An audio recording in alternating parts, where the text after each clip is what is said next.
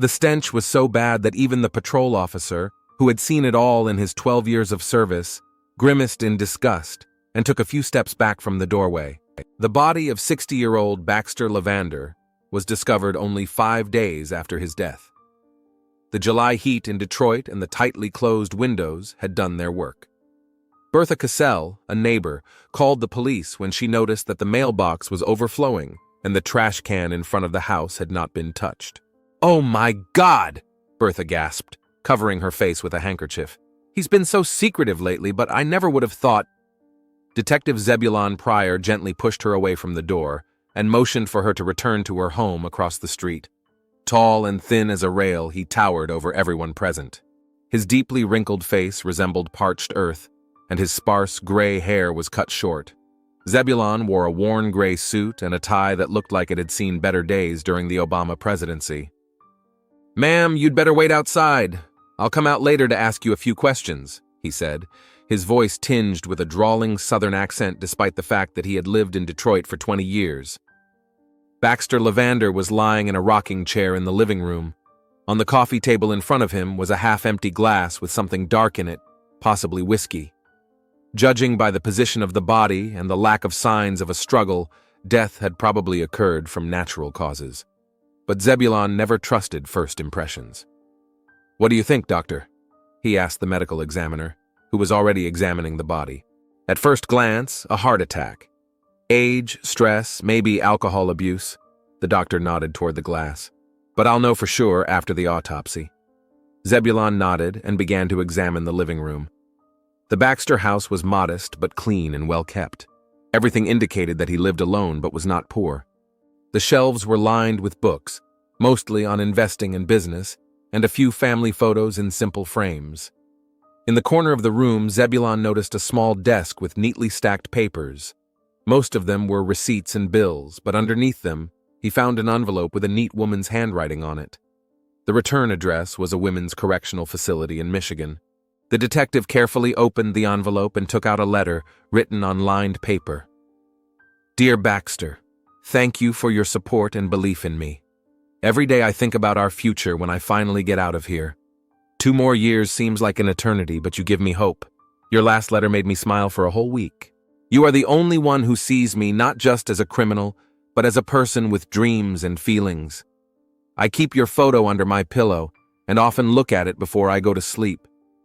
Your kind eyes help me sleep peacefully, even in this terrible place. With love, your Naima." Zebulon raised his eyebrows. A romantic correspondence between an elderly man and a young prisoner was unexpected. He turned the envelope over and checked the date. The letter had been sent 3 weeks ago. Continuing his search, he found a whole stack of similar letters in the desk drawer. Everything pointed to the fact that Baxter and Naima had been actively corresponding for at least the last 4 months. "Detective," one of the forensic technicians called out, "we found another letter. It was lying next to the victim's hand. He may have been reading it before he died." Zebulon took the envelope. The handwriting was similar to the previous letters, but something about it seemed strange. The text was shorter and colder. "Baxter, I've thought a lot about what you wrote to me about changing your will. I think it's too hasty a decision.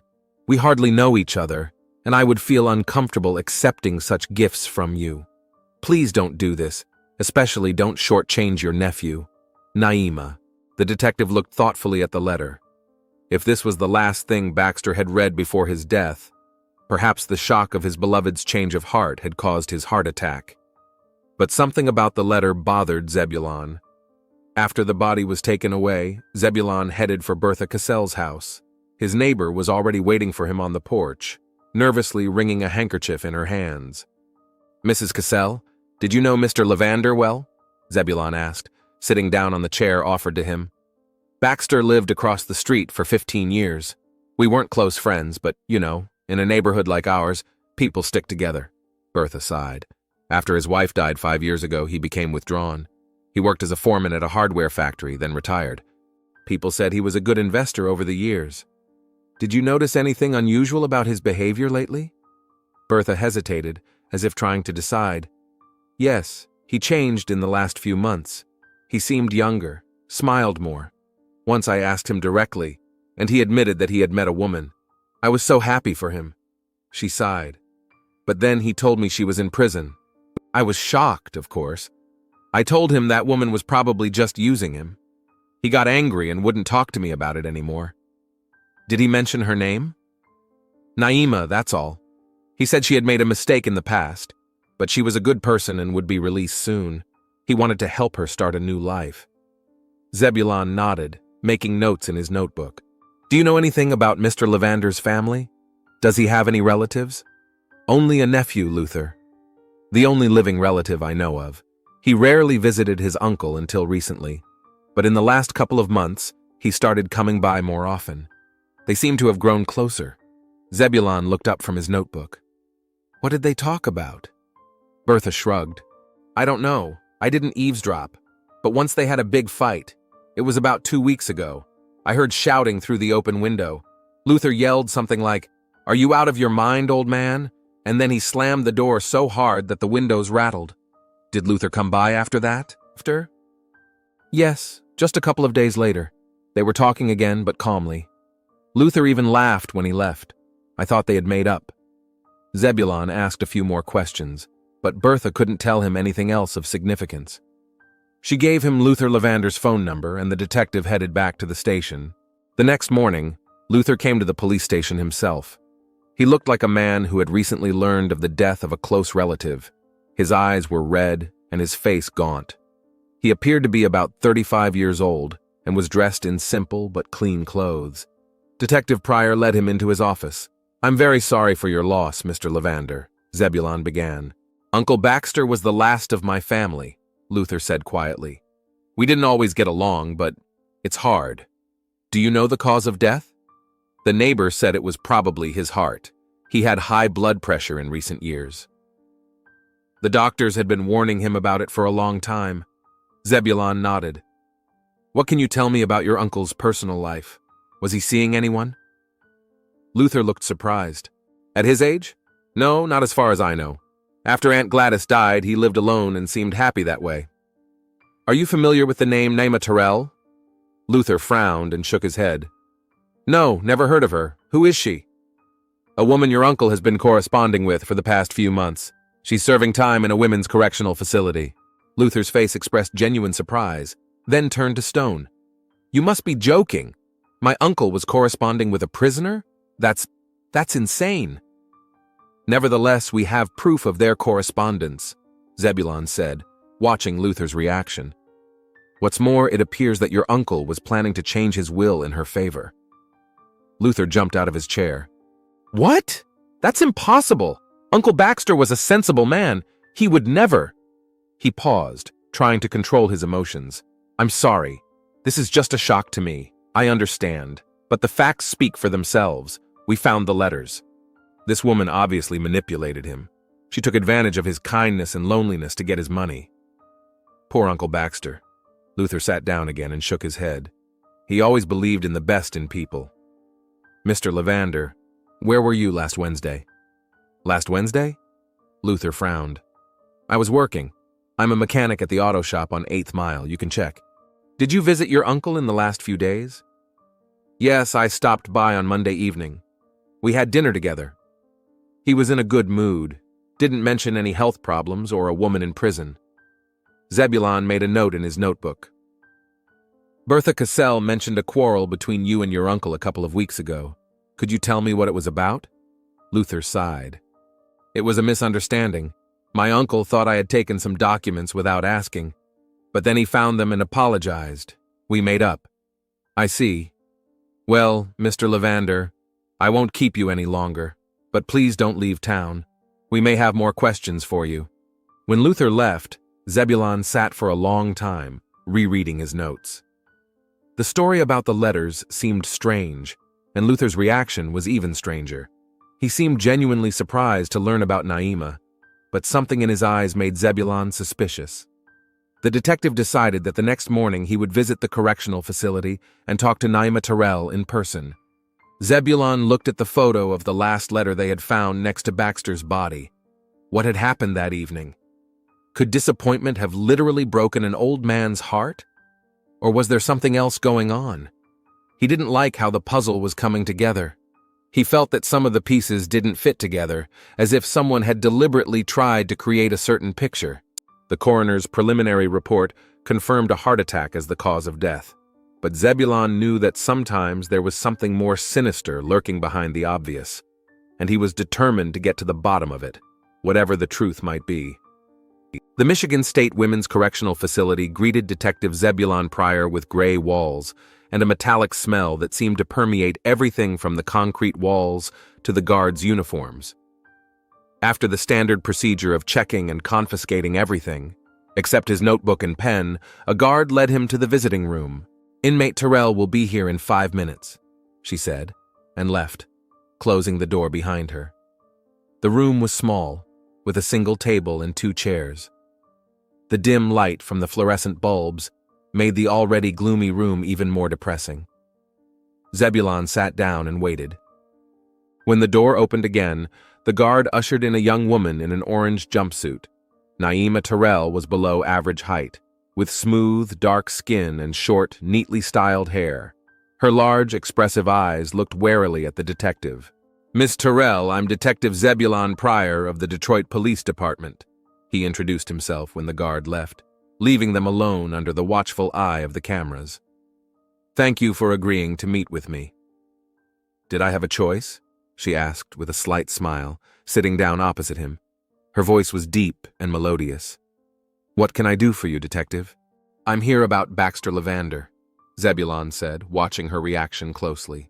The smile disappeared from Naima's face, and she leaned forward. "Has something happened to Baxter? He hasn't written to me in a while, and I was starting to worry." Zebulon realized that she really didn't know anything. "I'm very sorry, Miss Terrell, but Mr. Levander passed away 5 days ago. His body was found in his home." Naima paled, her eyes widening in shock. She leaned back in her chair as if she had been physically struck. "No, that's impossible. I just received a letter from him last week. He was healthy and full of plans." Her voice trembled. "What happened?" "The preliminary conclusion is a heart attack," Zebulon replied, "but the investigation is still ongoing." Naima covered her face with her hands, sat motionless for a few seconds, then slowly raised her head. Her eyes were filled with tears, but she quickly pulled herself together. "We've been writing to each other for 6 months," she said quietly. "He was a kind man, the only one who didn't judge me." "Tell me how you met," the detective asked. "Through a pen pal program for prisoners. It's for socialization and support. At first, the letters were formal, but then we got to know each other. He told me about his life, about working in a factory, about how he invested his savings and managed to accumulate a small fortune. I wrote to him about my dreams, about how I wanted to start over when I got out of here. And he wanted to help you with that?" Naima nodded. "He said he believed in me, that I deserved a second chance." Zebulon took out a copy of the last letter they had found next to Baxter's body. "Is this your last letter to him?" Naima took the sheet and began to read. As she read, her face changed from bewilderment to indignation. "No, I never wrote that." She looked at Zebulon anxiously. "What's going on? This isn't my letter."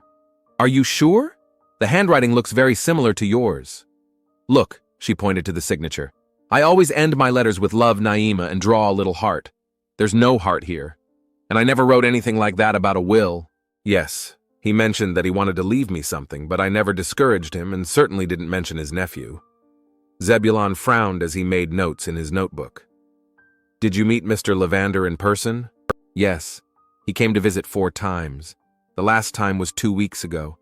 He was in a good mood, talking about how we could spend time together when I got out. I have 2 years left." Her voice faltered again. "Now he won't be there." "Did he mention his nephew? Luther Levander?" "Yes, several times. Not very flattering, to be honest. He said Luther could never hold down a job, was always borrowing money from him and rarely paid him back. But Baxter loved him anyway. He was his only relative." "Has he said anything about Luther lately?" Naima paused. "In the last letter, the one I received, he mentioned that they had a big fight. Luther found out about me and was furious. He yelled that I was a con artist after his money." "And what did Baxter say?" He told Luther it was none of his business and that he could do what he wanted with his money.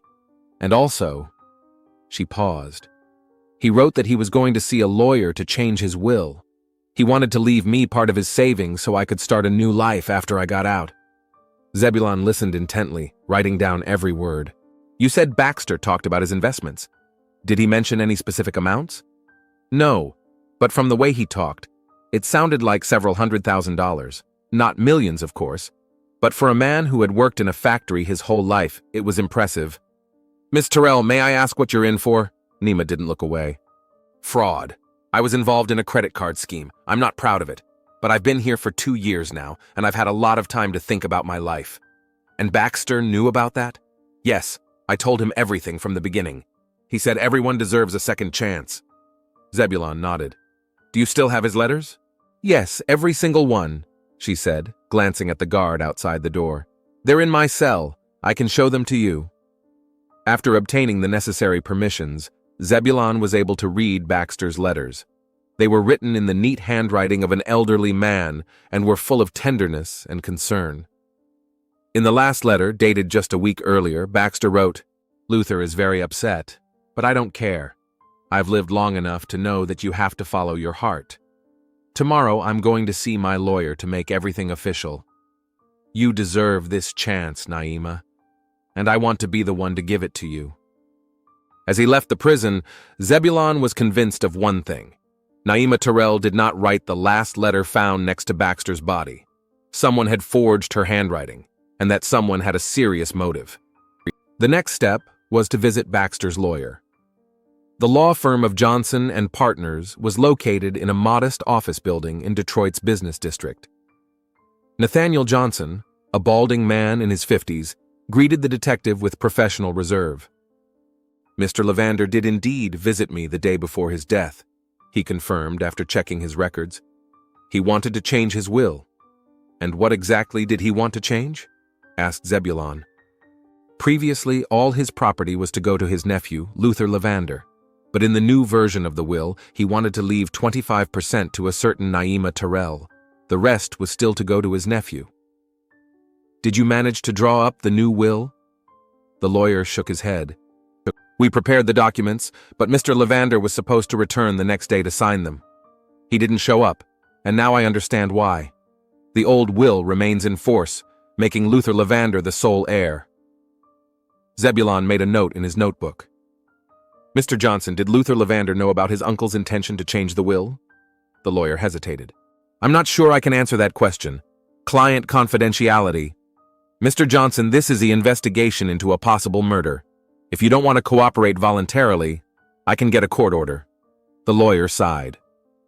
Mr. Levander Sr. mentioned that his nephew was strongly opposed to it. They even had a falling out over it. Thank you for your cooperation, Zebulon said, standing up. If you remember anything else, please contact me. Back at the station, Zebulon discovered that the toxicology results had already arrived. What he saw in the report confirmed his suspicions. Traces of a powerful drug had been found in Baxter Levander's blood, which in large doses could cause symptoms very similar to a heart attack. The drug was not detected in a standard toxicology screening, but a more thorough analysis, which Zebulon requested because of his suspicions, was able to identify it. Zebulon immediately sent a team of forensic investigators back to Baxter's house for a more thorough search. A few hours later, they returned with a bottle of pills found in the bathroom. The label read blood pressure medicine, but analysis of the contents revealed that the pills contained the same substance that had been found in the victim's blood. Someone replaced his medication, Zebulon muttered as he studied the report, and that someone knew that Baxter was taking blood pressure medication. Now he had a compelling reason to start a murder investigation, and the prime suspect was Luther Levander. Zebulon assigned his partner, a young detective named Richie, to check Luther's financial situation. The results came back faster than he expected. Hey, boss, Richie entered the office with a folder in his hands. You won't believe what I found on our guy. Zebulon took the folder and began looking through the documents. Luther Levander was up to his ears in debt, credit cards, overdue rent payments, unpaid medical bills. But worst of all were the debts to bookmakers, According to the records they were able to obtain, Luther had lost more than $50,000 in the last year. "And that's not all," said Richie. 2 months ago he was beaten up. He went to the hospital with 2 broken ribs and a concussion. He said he fell down the stairs, but the nurse wrote that the injuries looked more like a beating. "The bookies sent a hitman," Zebulon muttered. "And then his uncle decides to change his will, reducing his share. A perfect motive for murder," Richie finished. Zebulon looked thoughtfully at Luther's photo in the file. "Check where he's been buying his medication lately. I'm particularly interested in pharmacies that specialize in rare drugs." "I'm already on it," Richie nodded. "And one more thing. We checked Baxter's phone records. On the day he died, the last call was from Luther. The conversation lasted less than a minute. He was setting up a meeting, Zebulon suggested. He came to his uncle's house, slipped poison into his whiskey or switched his pills, then left a fake letter to make it look like Baxter died of a broken heart. "Pretty clever," Richie remarked. "But not clever enough," Zebulon said, standing up. "Let's check where Luther was on the day my uncle died. He claimed he was working at the auto shop, but I want to see proof, and we need to find out how he was able to forge Naima's handwriting." Richie left to run errands, and Zebulon remained in the office, examining the evidence. The picture of the crime was becoming clearer. Luther Lavander, up to his ears in debt and threatened with physical violence, learns that his only chance of salvation, his uncle's inheritance, is in jeopardy because of some female prisoner. He decides to take action and plans the perfect murder, which should look like a natural death. But he didn't count on one thing. Detective Zebulon Pryor never believed in coincidences, and now all the evidence pointed to Luther. All that remained was to prove his guilt and charge him with murder. Zebulon picked up the phone. It was time to invite Luther Lavander in for another chat. But this time, the detective had some very different questions. Ray's Auto Repair on 8th Mile was typical of this part of Detroit. A dilapidated building with peeling paint and boarded-up windows, a large parking lot with half a dozen dismantled cars, and a lingering smell of motor oil and rubber. Detective Zebulon Pryor parked his beat-up Ford next to the entrance and headed for the office. A tall black man in an oil-stained jumpsuit with a name tag that read Ray looked up from his papers when Zebulon entered. "Can I help you?" he asked, a hint of wariness in his voice. Cops rarely showed up in this neighborhood without a problem. "Detective Zebulon Pryor," he said, showing his badge. "I'm investigating the death of Baxter Lavander and would like to talk to you about his nephew Luther. I understand he works for you." Ray frowned. "He used to. He hasn't been here for a week. He was supposed to come in last Wednesday, but he called in sick. I haven't seen him since." Zebulon made a note in his notebook. "So Luther wasn't at work last Wednesday? Are you sure?" "Absolutely. I remember it well because we were very busy, and I had to call in another mechanic to cover for him." "What time did he call?" "Around 9 in the morning. He said he'd caught a virus." That coincided with the time of Baxter's death, which the medical examiner had determined to be between 8 and 10 in the morning. "How would you describe Luther as an employee?" Ray shrugged. "He's a good mechanic when he's sober, but he's often late, sometimes doesn't show up at all. I only keep him because he knows how to work on rare models, especially European ones. He's got golden hands, but his head is often elsewhere." "Where else?" "Betting, gambling. Everyone in the garage knows Luther has a problem with that. He's always owing someone money. He's been looking particularly stressed lately." Zebulon nodded. "Thanks for the information, mister." "Just Ray," said the man. "Thanks, Ray. If Luther shows up or calls, let me know." He handed him his business card. The next stop was a small shop selling chemicals and rare drugs on the outskirts of Detroit. The shop owner, an elderly Vietnamese man with attentive eyes, studied the photo of Luther that Zebulon showed him.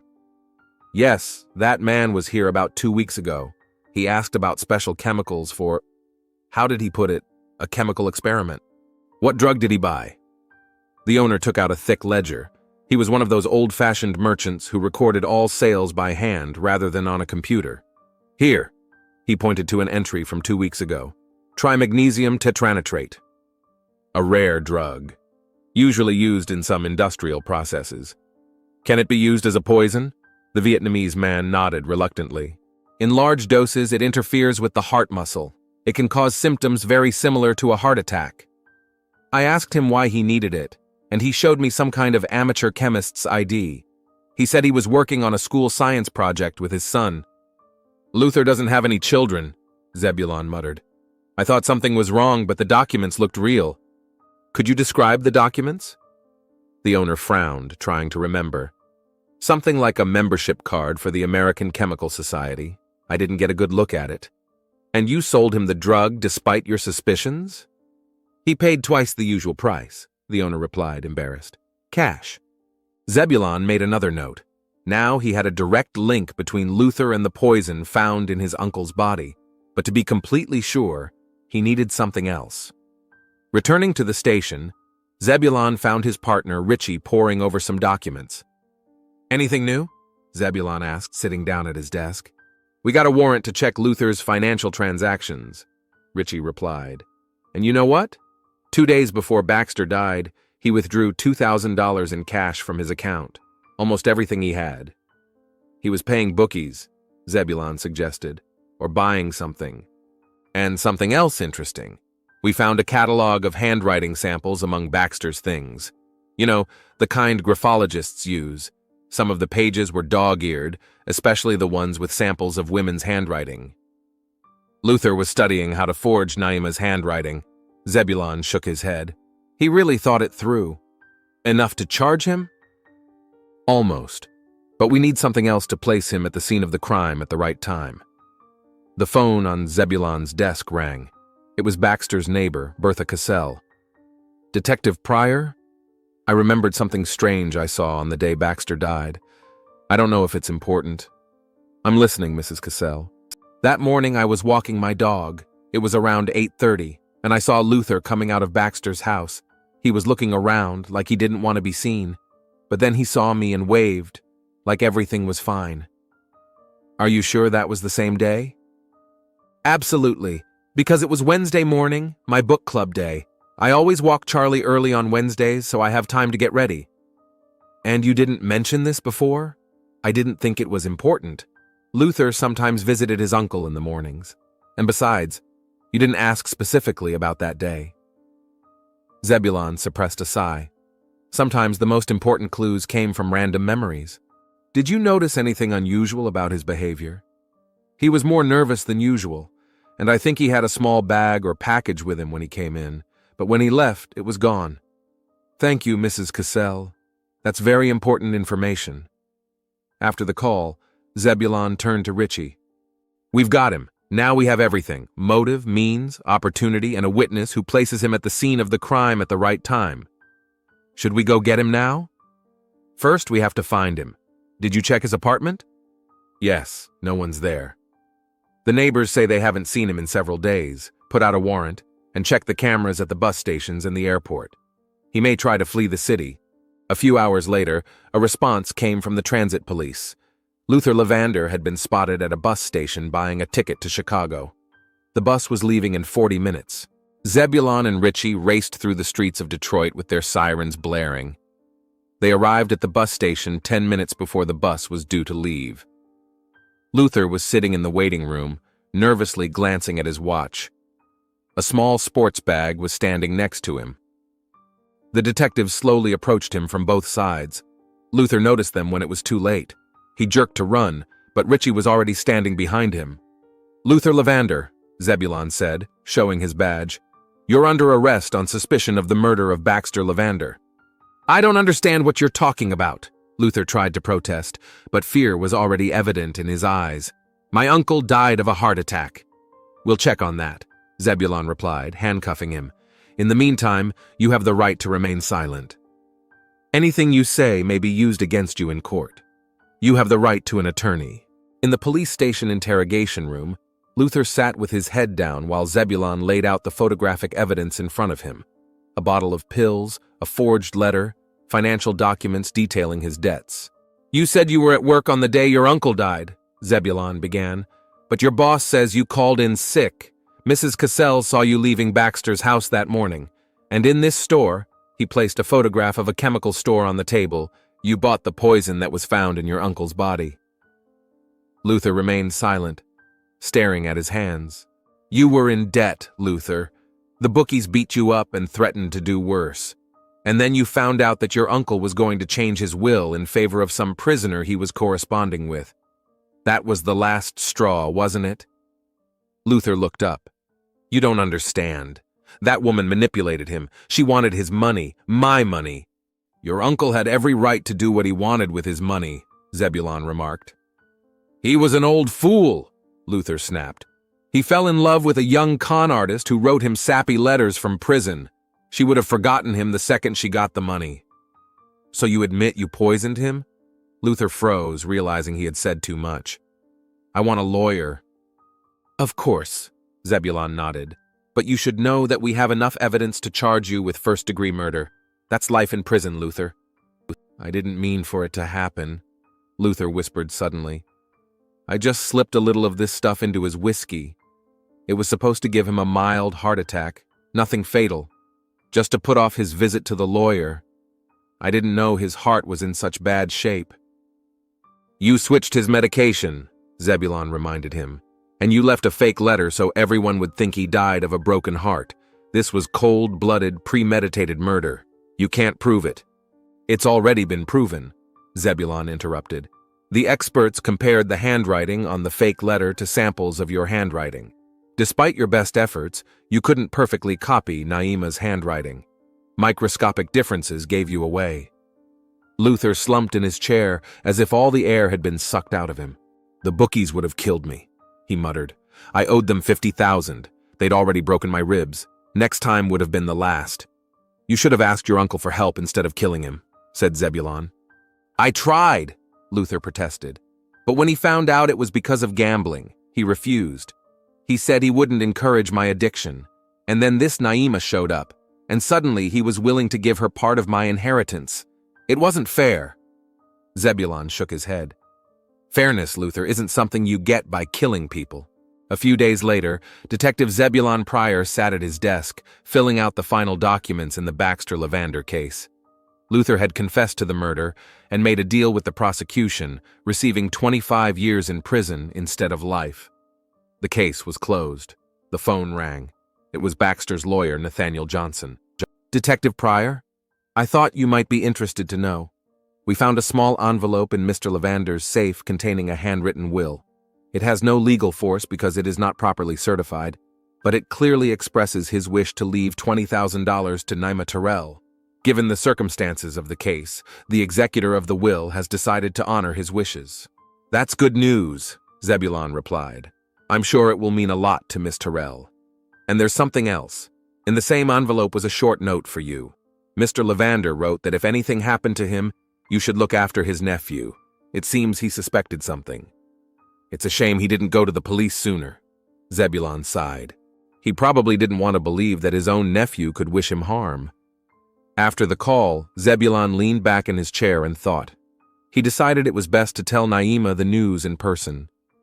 She deserved to know the truth about the man who had genuinely wanted to help her start a new life. A week later, he visited the women's correctional facility again. Naima looked better than she had last time, although her eyes still betrayed her sadness. "I heard the news," she said, sitting down opposite him. Luther confessed. "Yes, we caught him," Zebulon confirmed. "He doesn't deny that he poisoned his uncle. For money," she said. Not as a question, but as a statement. "For debt and fear," Zebulon clarified. Not as an excuse, of course. "Baxter deserved better," Naima said quietly. "He was a good man. Your friend's lawyer informed me that despite the absence of an official will, you will receive the $20,000 that Baxter wanted to leave you. It will be waiting for you when you are released." Naima's eyes filled with tears. "He really believed in me." "And you?" asked Zebulon. "Do you believe in yourself?" Naima straightened up and looked the detective straight in the eye for the first time during their meeting. "Yes, when I get out of here, I'm going to use that money to start an honest life. I'll open a small business, maybe a flower shop. Baxter loved flowers." She smiled through her tears. "And I'll remember him. Always." Zebulon nodded. He saw the sincerity in her eyes and wanted to believe that this story could still have a happy ending, at least for one of its participants. As he left the prison, he thought about the strange paths of fate, about how letters from a prison cell had kindled a spark of hope in the heart of a lonely old man, about how greed and fear had driven another to commit a terrible crime, and how a chance encounter could change a life, even if that love was never meant to be. Detective Zebulon Pryor got into his car and drove back to Detroit, where new cases, new mysteries, and new stories about what people are capable of doing for love and money awaited him.